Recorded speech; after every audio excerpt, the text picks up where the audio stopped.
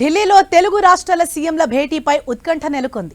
హస్తినలో water meeting Telugu రాష్ట్రాల్లో interesting గా మారింది.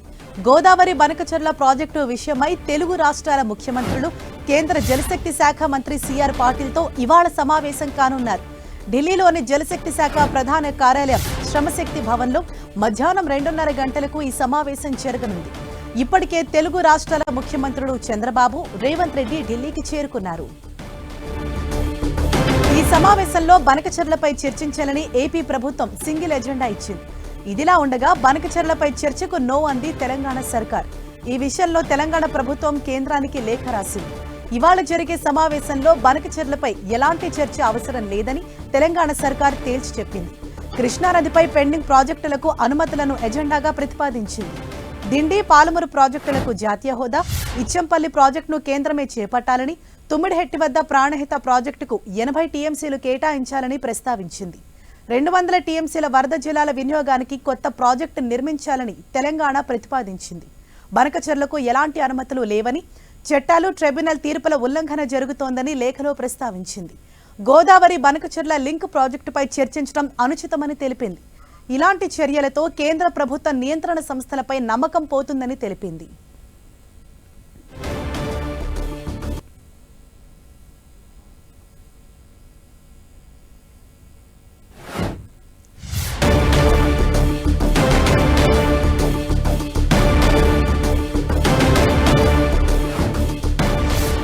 మరోవైపు ఢిల్లీలో ఏపీ సీఎం చంద్రబాబు పర్యటన కొనసాగుతోంది. కేంద్ర మంత్రి మన్సుఖ్ మాండవీయతో చంద్రబాబు భేటీ అయ్యారు.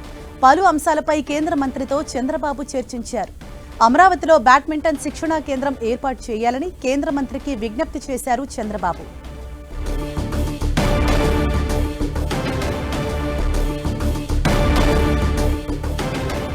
ఢిల్లీలో సీఎం చంద్రబాబు పర్యటన కొనసాగుతోంది.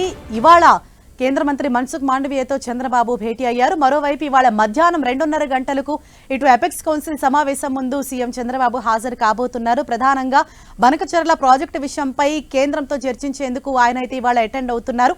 మరోవైపు ఇటు తెలంగాణ ప్రభుత్వం తరపు నుంచి కొన్ని అభ్యంతరాలు లేవనెత్తుతున్న సమయంలో సీఎం రేవంత్ రెడ్డి ఈ సమావేశానికి హాజరు అవుతారా లేదా అన్న దానిపైన అయితే కొంత ఉత్కంఠ అయితే నెలకొంది.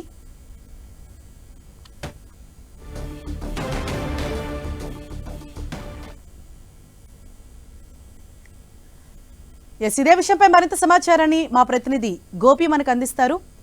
గోపి, ఇవాళ జరగబోయే అపెక్స్ కౌన్సిల్ సమావేశానికి మరి ఇటు తెలంగాణ సీఎం రేవంత్ రెడ్డి హాజరు అవుతారా? అంటే ఎటువంటి అప్డేట్స్ అందుతున్నాయి? ఎందుకంటే ఆల్రెడీ సీఎం చంద్రబాబు ఇదే విషయమై సింగిల్ ఎజెండా ఇచ్చారు కాబట్టి ఇటు తెలంగాణ వర్షన్ ఏ విధంగా ఉంది?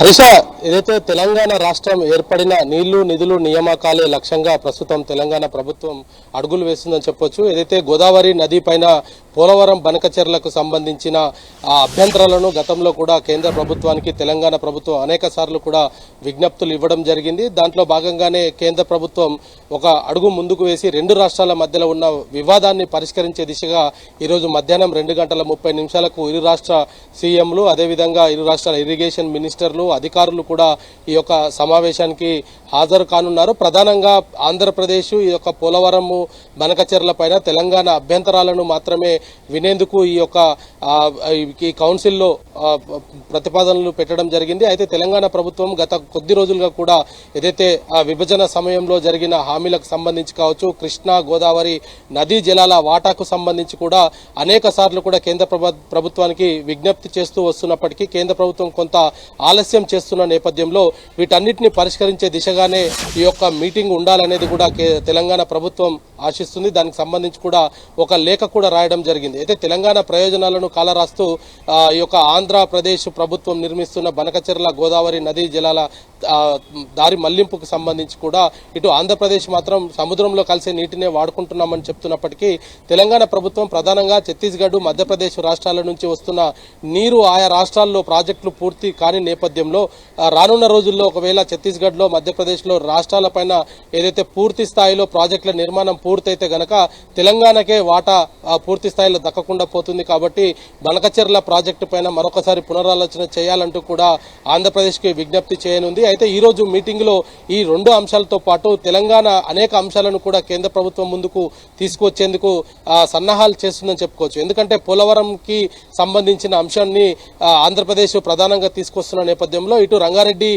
ఎత్తిపోతల పథకానికి సంబంధించి కావచ్చు, అదేవిధంగా పాలమూరు ఎత్తిపోతల పథకానికి కూడా ఈ కేంద్ర ప్రభుత్వం నుంచి అనుమతులకు సంబంధించి కావచ్చు, పర్యావరణ అనుమతులు కావచ్చు, ఫైనాన్షియల్ సపోర్ట్ కావచ్చు, వీటన్నిటిని కూడా గత కొద్ది కాలంగా తెలంగాణ ప్రభుత్వం కేంద్రానికి విన్నవిస్తున్న నేపథ్యంలో కొంత జాప్యం చేస్తున్న పరిస్థితి అయితే చూస్తూ వచ్చాం. అయితే ఈ రోజు జరిగే మీటింగ్ లో ఆంధ్రప్రదేశ్ ప్రయోజనాల కోసం కేంద్ర ప్రభుత్వం కనుక తలొగ్గితే ఖచ్చితంగా వాటిని తెలంగాణ ప్రభుత్వం కూడా తనకు అనుకూలంగా మార్చుకునే దిశగానే తెలంగాణ రేవంత్ సర్కార్ అడుగులు వేస్తుందని చెప్పొచ్చు. ఎందుకంటే ఇందులో ప్రధానంగా అనేక అంశాలపైన కూడా ఇప్పటికే కేంద్రానికి పలు ప్రాజెక్టులపైన కూడా గ్రీన్ సిగ్నల్ ఇవ్వాల్సిందిగా కూడా అనేక సార్లు ఇటు జలశక్తి మంత్రిని అదేవిధంగా పర్యావరణ శాఖ మంత్రులను కూడా కలిసి అనుమతులు కోరుతున్నప్పటికీ కేంద్ర ప్రభుత్వం కొంత చూసి చూడనట్టుగా వెళ్తున్న నేపథ్యంలో ఇప్పుడు ఆంధ్రప్రదేశ్ ఏదైతే పోలవరంలో బనకచెర్ల నిర్మాణానికి ఇప్పటికే పర్యావరణ అనుమతులు నిరాకరించిన నేపథ్యంలో వాటన్నిటిని కూడా క్లియర్ చేసుకునే ప్రయత్నం చేస్తున్నప్పుడు తెలంగాణ కూడా ఈ రోజు మీటింగ్ లో తనదైన వాదన వినిపించే అవకాశాలు కనపడుతున్నాయి. దాని తర్వాత సాయంత్రం దీనికి అన్నిటికీ సంబంధించి కూడా ఒక ప్రెస్ కాన్ఫరెన్స్ కూడా ఉంది. Harish, right, thank you Gopi.